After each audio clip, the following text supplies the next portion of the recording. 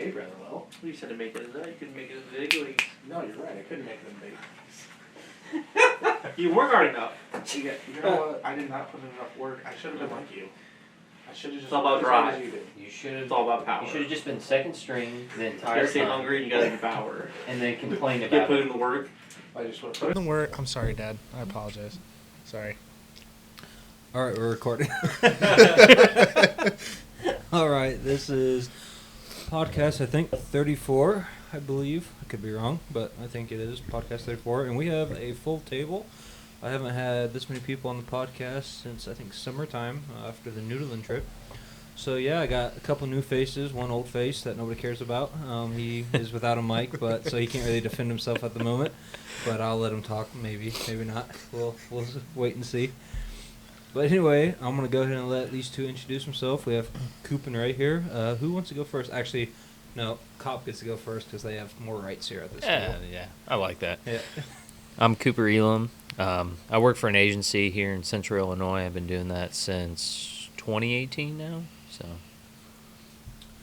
What's your hunting and fishing background? Not very good. yeah. Well, I've been hunting since 4. My dad's been taking me out, but I've actually been hunting since like 10. I think it was the first time I actually went out and legitimately hunted instead of just sitting in the pit with a fake gun and shooting birds. So, yeah, and then fishing, obviously, since I've been able to have a pole in my hand. So. Mm-hmm. There's so many jokes we could go with that. So just so everybody knows, I've been ice fishing for a couple hours. They've been ice fishing all day long, and I don't know how many bush lattes they may or may not have. So there's going to be probably some crude and foul language and a lot of jokes. So if you don't like that, well, too bad. Listen to a new podcast. So that's how it's going to go. And now we're going to let the firefighter talk. Thank you. Yep. Appreciate that. I'm Vogel. I am a fireman here in Central Illinois. I've been doing it for about 8 years, and my hunting and fishing background, I've been hunting and fishing since I was about 7 or 8 years old.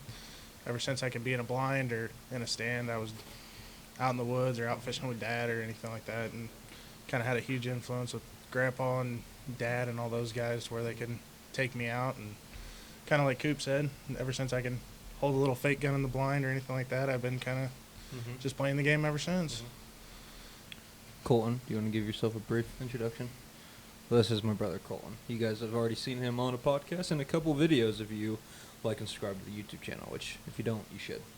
But anyway, we're going to first thing talk about our ice fishing exploits. We've been 2 days out now in the last week, and if you are here in Fulton County, Illinois, you know we were hit with a big snowstorm a day ago. That was interesting. We'll talk about how our day started here, our fiasco. So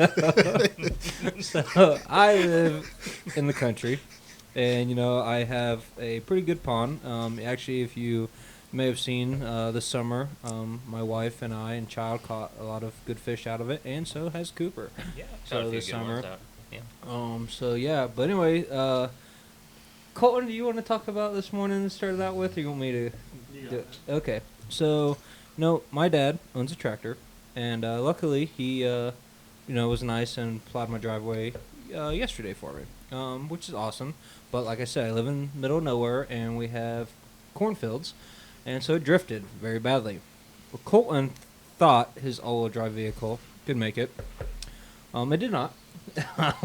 So we were supposed to start fishing around 10, give or take. Around there. Yeah, around there. Around 10. I get a call from Colton a little after 9. Hey, I'm stuck. Okay, I'm coming.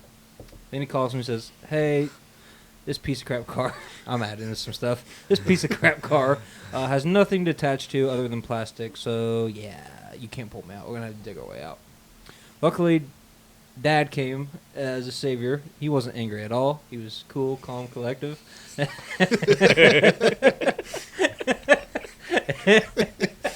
And we got Colton unstuck. And then my dad, I have 2 kids, so he's a grandpa. He wants to come spend some time with his grandkids. Then 2 other dumbasses didn't get the text message. Colton said, "Don't go down the driveway." We got the text message. It was just at the end of the driveway when we got it. I mean, the driveway wasn't specified which driveway. All right. Well, maybe we looked at it when we got to the end of the driveway. Yeah. So anyway, Coop, what happened there, buddy?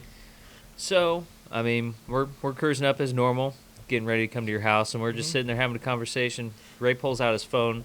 Literally, as I'm turning down the driveway, I see what we think is you on the tractor at the time, plowing it, and I'm like, oh, it'll be fine.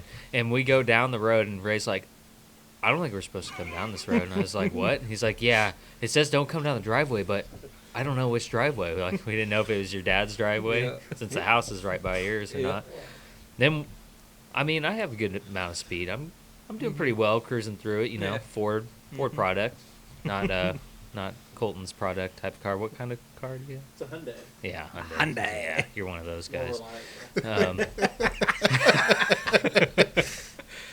But anyways, we're cruising at a good rate of speed, and then I get a little too close to your dad. Find out that it's actually him, and I was like, oh crap. Which actually, so just so you know, we've been friends now since. So when did you guys start college? What year was that? It was 2014. Yeah. 2014. So that's when I met these guys, and same thing with Colton. And so they've known my dad pretty well, so they know how Big Rob can be. Anyway, continue. So we see it's Big Rob, and you know, I slow down. I'm trying to keep my distance from him, and I don't think he knows that we're back there yet. He did not. He did not. And then all of a sudden, my car just gets slower and slower, and I look at Ray, and it's stuck, and it's just stuck. And I look at Ray, and he puts his head down. I'm like, I knew we shouldn't have came down the driveway. So the best part about this, I am doing outside chores. I look past my dad because he's going to go in and see his grandkids. And I'm kind of, I got my hands up like this, and he's looking at me like, what the hell are you waving at? And I kind of point behind him. He turns, and he right away, he's like, these effing dumbasses. The bad part was we could see the disappointment from the distance because we saw him get off the tractor, turn back, look at us, and then we just instantly saw we instantly knew we were in so much trouble. I wanted to run, honestly, but there's nowhere to run. Ditch the car. Sorry, Kayla, Yeah. we're ditching the car. So yeah, so anyway, we got him out. Luckily, Dad had the tractor, and we just had to shovel a little bit and give you a little push, and actually got out quite easy. Hopefully, he can get back to the road fine. Yeah, You know, We'll see. it seemed okay when I went and picked up my daughter. So hopefully, hopefully you're gonna be good. yeah, it's a Ford product. Not worried about it. Yeah. So anyway, we finally went, did some ice fishing. So everybody, I think I was actually the last one here that maybe, well, no, Ray went up north and did some ice fishing, right, this year? Yep. So other than that, everybody else hasn't kind of ice fished in a couple years. Cooper in a really long time. No, I haven't been ice fishing since I was probably like 10 or 11, and we did not catch anything. So, speaking of that, what do you think about finally ice fishing again now that you're a little older and brand new setup and stuff? Well, I could sum up the day. I could sum up the whole day. And the other day we went fishing. Anywhere that Colton told Ray and Cooper to fish, they caught fish. There it is. I Well, don't necessarily you believe just- that. You're still getting the half a star review for Say we that. disagree- Yeah. Carry say we that disagree with tote you- all the way Can we home. disagree with you on that? I mean, All right. Colton's a pretty good assistant guide. your guiding service was okay, but when it came It's the to the When it hospitality. came to the When it- hospitality, yeah. it was not the greatest. any manual labor gone. I was busy. Oh, you guys need help with that? Yeah, I'm walking Whose away. poles Sorry, is he guys. using? Cody's. Who got the bait? Cody's. Whose bucket? Cody's. Whose pond? Cody's.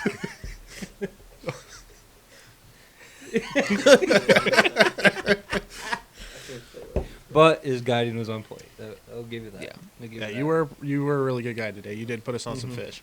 And the time before, you put some fish on my kid's plate, and Remy ate the hell out of it. So we're good there. But anyway, Coop, how was the ice fishing after so many years? Well, it was pretty good. I got a fishing pole. Kayla got me a fishing pole a few years ago, but I haven't been able to use it. And Sorry, buddy. It's all good. You got to pause for the bush. I mean, Yeah. it's mandatory. Anyways, I see Ray pull out this weight. It's like a depth finder, and I'm just like immediately at that point I know I'm way out of my realm here. I have no clue what's going on. I'm like just bobbing the pole up and down the water, like hoping the fish will bite it, and it was good. You struggled the first day. I struggled hard the first day. I caught like maybe 4 or 5 fish out of the 70 that you guys caught. Yeah. Yeah. Still a fun day though. Yeah. Yeah. I mean, definitely deal. We probably caught 150 that Oh, one day. absolutely. Really? Later, yeah. Oh, later. I had to leave for Work. for work. We actually have but to work for a living. Yeah. So I These get two it. over here. Uh-huh. You guys sit in your cars and watch Netflix. Easy. No, not all the time. no. I sit in my car and observe traffic. That's what I do. And watch behaviors. Mm-hmm. Look at that. Street cop training. That's right. Yeah. He's got it down. But anyway. Huh? You guys are cops? We are. We didn't know. Okay. Oh, wait. Well, now you know. But, yeah, we had, pretty good day. We're mainly catching bluegill, which in these farm ponds are pretty much a hybrid bluegill. There used to be more Yeah. species like specific speech impediment kicking in there. What were But we used to have like red ears, Oh, yeah. pumpkin seed and stuff, but now they're almost just like a mixed hybrid. Well, But that pond's older than I am. My grandpa built that years and years ago. there was a lot of rock bass we were But catching yes, out of it. I a mean, lot of rock bass. and today especially, once we got on them, we were catching some really We were catching good some sized really rock nice bass. ones there. Yeah. In that back pond, for sure. And there used to not be any in that pond, but the overflow that connects it, it's gotten up enough where rock bass has been. There used to be only like true red ear sunfish and largemouth and Those are bullhead. the best to fight. Red ear sunfish. Mm-hmm. Yeah, Yep. love them. Yeah. Now, when we went and fished the strip mine lake the first day, those were more traditional bluegill. Bluegill. Yeah. Then we definitely got into some largemouth on that bigger pond largemouth. too. You did. Like you had you must be holding I your mouth thought you- right or what? You got into Say some I did. largemouth on that? Mhm. Yeah, you didn't know. Wow. Oh, I thought we told you. No, I don't think definitely. I didn't catch any largemouth. Did you? I think we got- That's what I thought. It was just you. Four down there. Three. Three? Yeah, at least 3. Because I claimed what? 3. Largemouth. Oh. Oh, I caught a small one. Yeah, that's right. That's why I was thinking. I thought we caught Yeah. 4. Okay. Yep. So, yeah. But yeah, that's pretty good ice fishing wise. So, Yeah, a little, yeah. say a little pound Mm-hmm. bass. You got Nice what, a fillet couple size. crappie too, right? I mean, there wasn't. No, so we only just caught, the we one only caught little- that one small one. Wow, Yeah, that surprises me. Itty bitty guy. The entire time we've been out here, that's the only one we caught. I think. That's like isn't our it? main goal was to Yeah, catch catch crappie. some We crappie. catch- Yeah, the only thing we catch caught one was. crappie. Yeah. So one thing I have not spent any time doing since I bought the property is eventually I want to get to is kind of more like fish aquatic management and try to get that pond a little better. It's Yeah. pretty good largemouth population already. I'm not worried about that, but we got to do something about those bluegill. They're not getting as big as they used to, and like I said, they're more hybrids now. Well- Not all the other species, and we just need to do some work on there. I tell you what, the small pond back there, Mm-hmm. for bass wise, it's amazing because the size of them, they're very healthy back there. The one that I caught this summer, I think there is a picture of it on your page. It's on Instagram, I know. Yeah. So I shared Um, it. There was a bunch of other really good like color to them. They weren't as big, but they had great color, so you knew they were eating really well. And the size of those bluegill that are in there, Mhm. that explains it. But yeah, for the Mhm. panfish population itself, is like crappie wise, it's Mhm. definitely hurting them. Yep. So I definitely have to do some work down there, which no big deal. One thing I really want to talk with you guys about is waterfowl hunting. So I kind of dabble in waterfowl hunting. I'm mainly a deer hunter, big game hunter. But Coop actually rents a pit from my dad, but he parks in my yard just because it's closer to the pit. Now I know you had a lackluster goose season. I know you got into some ducks at other spots earlier in the year. I have not really heard about your waterfowl season yet, so I guess Colton and I can talk about ours real quick. Yeah. You want to talk or you want me? No. Okay. So again, Colton and I we mainly deer hunt, but my dad and some buddies luckily got a very good pit or a very good blind at a water source that I'm not going to say because I don't want to draw extra attention to it. But it was a public land spot, and they just hammered the birds this year. Limited out a lot. Took a whole bunch of different people, guessed, that they're allowed to do. We always had good. When I went, we never got skunked. I think our worst day we killed one bird, but it was a terrible, terrible weather day. There's almost no shooting. But first day I went, we were too shy from limiting out. Wow. Mainly killing mallards, which is nice. Oh yeah. Especially around here, it's super nice to be killing mallards. And yeah, we had a great time waterfowl hunting, and by far probably might be the best season my dad's ever had, which he's a more avid waterfowler than he is deer hunter. I think that's one of the best seasons that they've ever had. It set the record Same. of that unknown water Right. source. Yeah. Yeah. I went to So- a different spot on that unknown water source this year, and it was pretty good too. Mhm. A lot of mallards on there. Yeah, so if you want to just go ahead and your waterfowl season, then Ray can go. I mean, it started off. I hunted with a few friends on that unknown location, and we shot. Each time we went out there, our limit of mallards, and then there was one time where we should have had our limit of mallards. So one of those days, a couple of geese we shot out of there, and then I really started getting into the walk-ins, which the first walk-in I did, it was me and a couple of my other buddies, and we had no clue what we were getting into. No idea how long this walk was going to be. And, I mean, it was probably 800 yards of just solid muck brush we were walking through to get to this spot. Didn't kill one bird. You get any to work or anything like that? No. None even near us. But off, like, say probably 500 plus yards, just a sea of mallards. I mean, the most I've ever seen in my life. Was it still in the walk-in part? Or Yeah. what? Yeah, it was like getting towards the part where you draw in, but I mean, I've never seen so many. I thought it was. Was it the same unknown water source? Yeah. It's near the same unknown water source, Gotcha. I mean, that was really cool. So that was kind of worth it in itself right there, just to see that. And then the next time we went, we actually got on some birds, which was fun. And You can let her out the door, Ray, if you want. Doggy doesn't want to stay in the podcast room. she doesn't want to hear what I have to say. No. Good dog. That was Freya, ladies and gentlemen. She's a good puppy. Anyway, sorry, Coop. Go ahead. No, it's all good.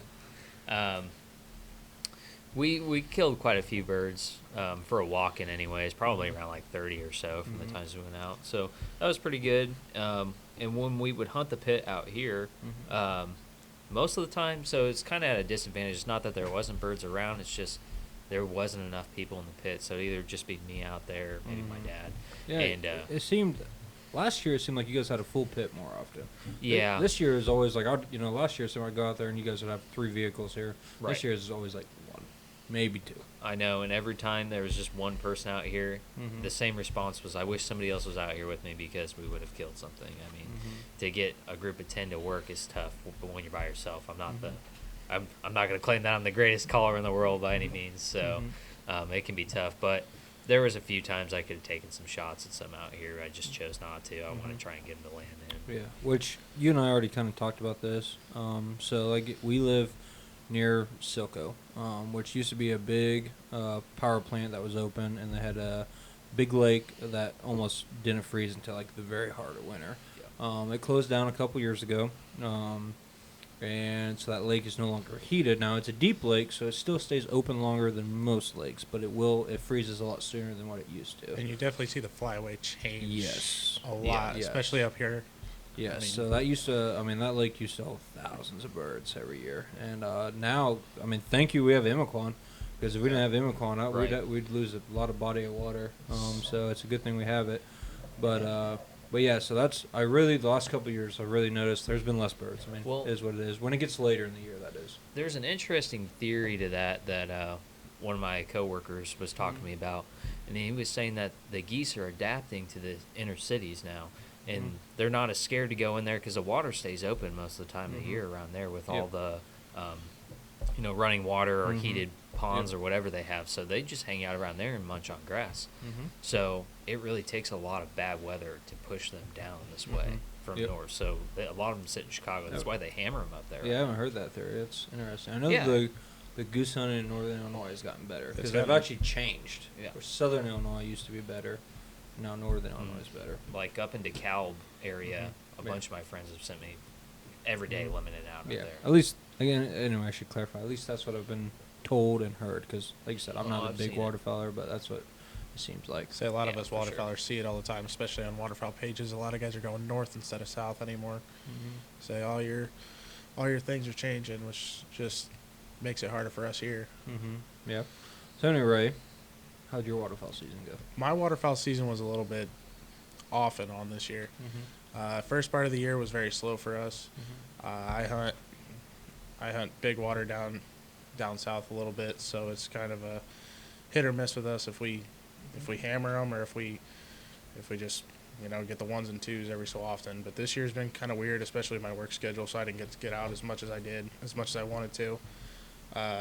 But we did have some good days. I mean, we got into some mallards there kind of towards the middle of the season, but we never got into the small ducks as much as we wanted to this year. Usually at the beginning of the year we get into the teal and the woodies and everything like that we can't, that we usually can limit out on and be out pretty good.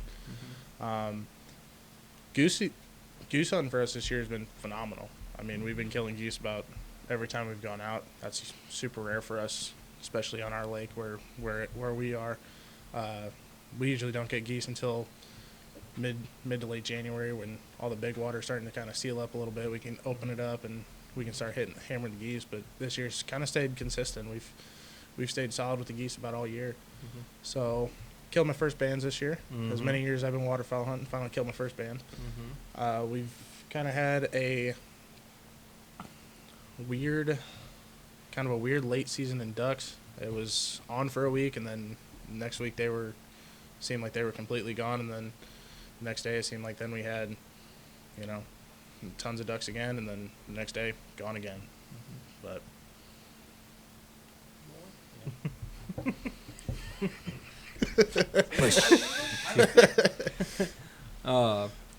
One thing, right? The next season that it's already started, I do believe. But I have zero experience in this, so this is kind of all on you. Snow goose hunting. snow goose hunting, chasing the white devil. Just kind of go with this topic where you want to go. Oh man, where you can go. Just gotta let it go. Attaboy.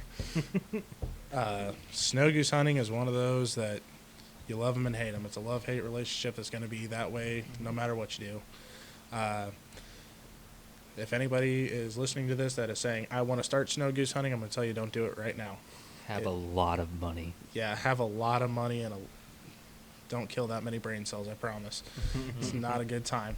A lot of time and effort goes into it to where we can set up spreads. I mean, we set up a spread of 15 to 2,000 decoys and the e-collars and the vortexes and all that to set them up and have them ready, and it gets hectic, but sometimes those payouts, everybody sees it on TV, and it literally You only see the good days. yeah, you only see the good days, Right. but it's all the bad days and everything else that go with it that we live with, and everything that some of the best days are some of the worst days because you figure out a lot of things. But yeah, snow goose hunting in its own, that's an entirely different ball game from regular waterfowl hunting, and any waterfowler will tell you the same thing. It's so dynamic. I mean, not only do you have a ton of decoys that you have to get, do you want to go with full bodies? Do you want to go with socks? Because socks sometimes when it's windy outside, they're not going to, or if it's windy outside, they'll work. If it's rainy and it's not windy outside, they're not going to do anything. So it all depends on how much money you want to put into it. And then you got to worry about what kind of e-collar are you going to get? What kind of sounds are you going to buy? Are you going to make your own sounds? That's just it. You can buy, there's so many things out there that you can buy on iTunes or just offline, and you can buy different sounds. There's e-collars that range from $800-900 to all the way down to $200-300, and that's still an expensive number even for the cheap ones. To say, guys make them. I mean, good for you if you have that ambition and you can do it, and you can do it cheap. Good for you, because you got more ambition than I do to do that. I'll just spend the money. I don't think it's worth it to make your own. I mean, the headache to Yeah. try and do that. You might as well go out and buy one. Yeah, just from- buy one, honestly. And you don't have to buy a Fox Pro either. Like a lot of people will buy those just because you know the name. I'm not dogging on them or anything. They're really good, but I have a Goose Getter, and the Goose Getter e-collar is really good, and it was affordable for somebody who doesn't have a ton of money to spend on something like that. So. Are you guys gonna try to snow goose hunt out here at all? Oh, yeah. Well, I yeah, didn't know if you were. Well, since the snow happened, I was going to put them out, Right. and then I had to take down the other decoys. Yeah, um, that's why I didn't know if you were. I've seen snow geese out here work. I haven't seen them land too often. Actually, where I have seen them land, which we're going to talk about this topic here in a little bit, is to the south, past our old pit. I've seen groups like 30 landing there, specks and snows. It's weird, because it's kind of a field surrounded by woods. You wouldn't think so, but I've seen them do it. Say that So- they're waterfowl. They'll do weird things that for field you. you have there on the south side or your property, like the southeast side, I mean, they fly over that one. all the And time. it's weird. It's just kind of in a weird spot, and that pit, I haven't redone it or anything. Kind of plan on not hunting anymore. I honestly thought your guys' pit would be better than it, and then the pit to the north that nobody has hunted in a while. Before my dad built the house, I thought it'd be really good too, but now the house is kind of close, so you might be able to kill a few if you actually hunted it, though. Just nobody's hunted it in a while. I single-handedly the best hunt ever that I've had was out at that pit that Forrest filled in. That was insane. Yep. Yeah, and it was weird. A lot of fun times out there in that field. It was, and I've thought about maybe putting it back in, but I want to extend that tree line out, which I think will screw some up. It's one reason why I haven't, which we'll talk about that here in a little bit. But yeah, no, that's why I would get you guys' opinion on snows, because I know nothing about it. Up to you. If not, we'll change the topic. Do you want to talk about your brand here in the future? We'll talk about it here in the future as soon as I can Okay, get it gotcha. taken So off a little bit better. So that way Eventually, no one, Ray will come back on the podcast and we'll have some news to say and some collabs, hopefully. And we'll go that route. But anyway, one thing I want to talk about, Colton and I kind of hunt the same because, we're brothers and grew up on the family farm, but we all kind of hunt some different type of property. And in today's times, it's hard to hold down property. So I talked about it in the last podcast. We lost 80 acres that we used to lease that we've been able to lease for probably 10 years, maybe longer. And before that, my uncle got to lease it. And even like it's been years. I think there was maybe a couple years we lost it for a year or two, but then we got it back, and it's just old coal mine property. And anyway, 80 acres, and we lost it after so many years. It is what it is, they offered up a price we weren't willing to pay to own it, and some guy was willing to pay it. So it is what it is. No hard feelings. Like I said, we all hunt different properties. Like I hunt, so I own 60 acres. My dad owns another 100. So right there, I have 160 acres I can hunt, which is nice. Yeah, I see it. That is right. So I own 160 acres right there that I have permit to hunt with, whether it's my dad or my land. And then I have 2 other properties I can deer hunt by permission. I don't lease it; it's by permission. So that's kind of how I'm luckily able to go. And then obviously when it came to duck hunting, I did a lot of public land hunting this year. So that's what's nice about when it comes to owning my land. Obviously, I'm good. I got to pay those payments, which suck. I'm not. If anybody knows what land prices are nowadays, and I got a deal on mine, but it still sucks. It's expensive. It is what it is. One thing I talk about by permissions, it's always like do the extra work to keep the landowner happy. Whether like one landowner that I do, or that I have permission to hunt, is he owns a tire shop, mechanic shop. That's where all my work goes. Obviously that's one way to keep him happy. He gets all my business. And the other place, they were having trespass issues. So let's have a bunch of cops on it and take care of those trespass issues. Which I'm not going to say that story on here, but you guys may know it. If not, I'll tell you off the podcast. That my first year hunting it, I caught some trespassers, and I thought I was going to get in have to hear that one. I thought I was going to get in a fist fight with them. One reason one of them knew I was a cop, even though I told him, is because I had arrested him before. I love that. Yeah. So it's like, hi, long time no see, and now I've arrested them multiple times, both of them. So yeah, I'm like, here we go. So yeah, I'll tell you guys that story later. Yes. But that was an interesting time. So again, obviously that landowner was happy because I caught guys. Right. So if you kind of want to talk about, I know you did a lot of public land hunting this year, and then you hunt on us. I don't know if you have anything else you hunt mainly or. I have a couple other properties. Mainly, I go with friends who I will go and help, like for snow goose season. For instance, one of my buddies has a field just outside of Canton, and I went the other day before I went into work, and we drilled, I think, 1,300 stakes into the ground and put up decoys. So, now I can get an invite to go out there whenever. For, like, fishing land, I mainly, like a farmer, I go and help him, like, move scrap metal or whatever he needs help with around the farm, and then I give him, like, a gift card or something, and, I can go out there and fish. I haven't got a whenever, gift but- card yet. Interesting. It's coming. It's in the mail. Oh, okay. Yeah. My bad. Yeah, I'm just messing with you. COVID. Uh-huh. The mail's slow because of COVID, so it's on its way. Yeah, I got you guys. Ray, I know your club or whatever is a little different, right? Ours is, our club's a little different, but we do extra work for him, for our farmers, to keep him happy. If he asks us to kind of take care of any of the trees or anything like that need to be taken out, some of the old dead trees, or if he asks us to kind of, take anything off the banks or help him pull anything out of the lake, we usually help him out. Or if he needs help in the field with, equipment or anything like that, we normally help him out. My deer hunting property is a family friend of ours, but I go out there all the time during the summer, help him put food plots in, help him around the lake to keep the trails kind of open and keep the stands up, just kind of do that extra little things for him. Good idea on the gift cards. That's what I do for mine too. So, sorry, Cody. Oh yeah. It's I know a lot of times what I've done before too, the one landowner is deer salami. Everybody likes deer salami. Oh So- yeah. So he killed deer on his property, gets some salami made. Here's a roll. Like, everybody's happy with that. Colton, you kind of got a unique permission spot. Obviously, no names, but if you want to talk about that a little bit. Yeah. In the past, I guess when I lived up by west Illinois, what I would normally do is I would ask people if they like deer meat, and then I would ask them if I would hunt on their property, and if I killed a deer, I would either give them some deer or something like that.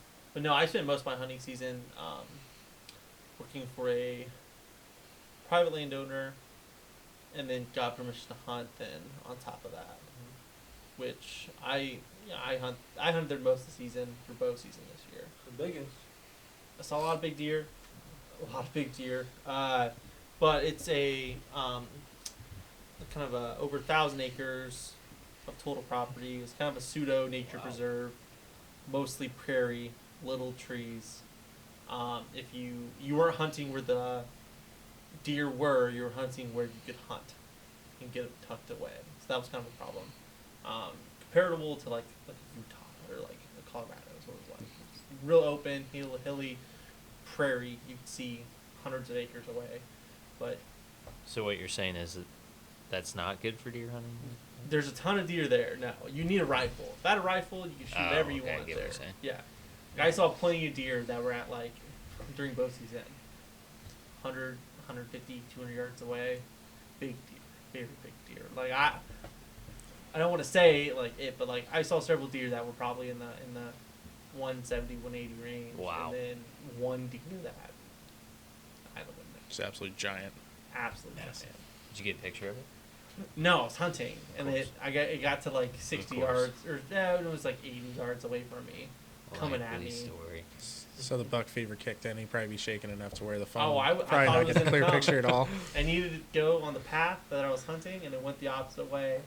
It smelled me, and it just went up the path. It's just one of those. It's just a heartbreaker when you see him coming right at you. Well, and I then never gone. expected to see a deer that big, anyways. So it was unreal. But yeah, I was talking to you about that spot before I went up there, which if you're watching the video version of this podcast, I'll put some video in from when I went up there and hunted with him. I know I saw 2 bucks around 1:30 one afternoon Yeah. hunting. So it was nice. He's right though; it's very unique landscape. Pretty cool to hunt it, and a lot of pheasants. I was more Colton was laughing at me. I was more focused on the pheasants than I were deer. I'm like, I'm gonna shoot one of these with my bow if I get a chance, but I never did, unfortunately. But actually, Colton, I was just kind of thinking about it when you said that you've had a pretty good track record to get permission everywhere you go. You know, as we've talked about before on the podcast, Colton moves around a lot for his job, environmental studies job, yeah, you've gotten permission, I think, everywhere you went, haven't you? Somewhere? I think it's the field that I'm in is what it is. Like, there's a lot of people who own property, they like doing habitat work. And then, or you meet people that have 20 acres tucked up against a state park or something like that because they like being at the state park and they like having access to that. They're not against hunting, they just don't hunt. So then you talk to them, you realize you're a good person, and you can have at it. Should tell your permission story where it was like getting right at the end of the dark and you thought you shot your deer and you hit right where you were aiming. Oh. You should tell that story. It's a good story. Yeah.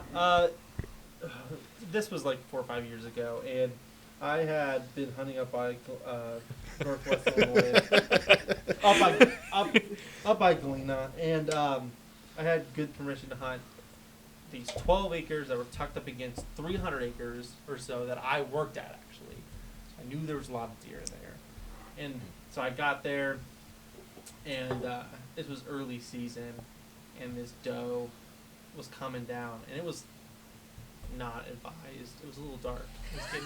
It's a little dark. A little dark. But I had been out there 4 or 5 times, and I'd seen deer every single time. Every time. And now I have a climber, so I would take climber now instead, but I had a set path I was hunting. And I had these 2 deer, and they were on me before I even knew what to do. I was like, oh, well, can't just shoot does. I saw this other doe coming behind them. Oh, here we go. I pull back. It's 15 yards. So I'm like looking down on it. And I'm like, wait a second. This does not look right. I'm pulling away looking at the deer. And I'm like, wait a second. Pulling away looking at the deer. I'm like, oh, no, I'm good. Whack. And I'm like, I would smoke that. And I see the deer run. And I'm looking at my arrow on the ground. Smoke this dirt patch. That's like that was in this rectangle. And I told myself, like, oh, that looks like a deer from up here. I said that to me, like, the first time I went out there. Smoked it. Right where I wanted it, too. But yeah. Never did kill deer out there. Shocker. Yeah, that when you I think you called me that night. I was just, She's like, hit right where I was aiming. Perfect. Smoke 10 ring. Like that figures. And then one last topic, and then we'll close this podcast down. So I have 2 fellow first responders here.